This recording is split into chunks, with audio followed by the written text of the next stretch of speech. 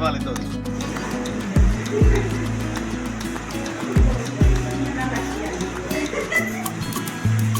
बल्कि P P P हाँ बल्कि इतना जोर से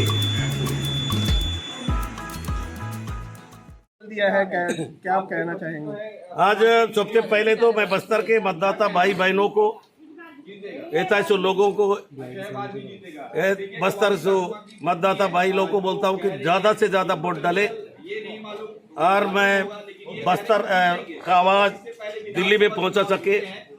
बस्तर में विकास नहीं है, रेलवे नहीं है, या रेल हो या हवाई जहाज हो या पोलावरम का बड़ा मुद्दा है उसको लड़ सके, या कि बैलाडीला नंदराज पहाड़ है उसको प्राइवेट को देने जा रहा है अडानी को, उसको रोकूंगा। उसके साथ नगर रजिस्ट्री प्लान है प्राइवेट को जा रहा है उनको भी रोकने का प्रयास करूंगा। इसलिए मेरा नेता स्वर्गीय हमारे नेता राहुल गांधी जी, हमारा नेता सोनिया गांधी जी, हमारा नेता खड़गे जी बस्तर का आवाज़ को बुलंद करने के लिए मैं लगातार 6 बार भोपाल विधानसभा में, हमारा छत्तीसगढ़ का विधानसभा में बस्तर को बातों को उठाया।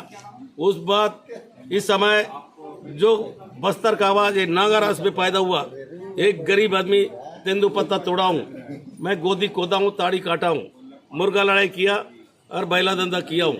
उस आवाज़ को दिल्ली में पहुँचाने के लिए कांग्रेस पार्टी मेरे को विश्वास जताया, उसका विश्वास में मैं पूरा कड़ा उतरूंगा। दादी भाजपा लगातार आपके ऊपर हमलावर हो रही है, आपके ऊपर आरोप। भारतीय जनता पार्टी आज एक बाद मेरा 3 एफआईआर दर्ज हुआ है और मैं बस्तर के जनता के एफआईआर दर्ज नहीं, मैं जान दे सकता हूँ। बस्तर का लड़ाई लड़ूंगा। बस्तर में फर्जी मुठभेड़, हमारे आदिवासी लोग को जेल भेजना, इनका लड़ाई भी मेरा प्रमुख मुद्दा होगा।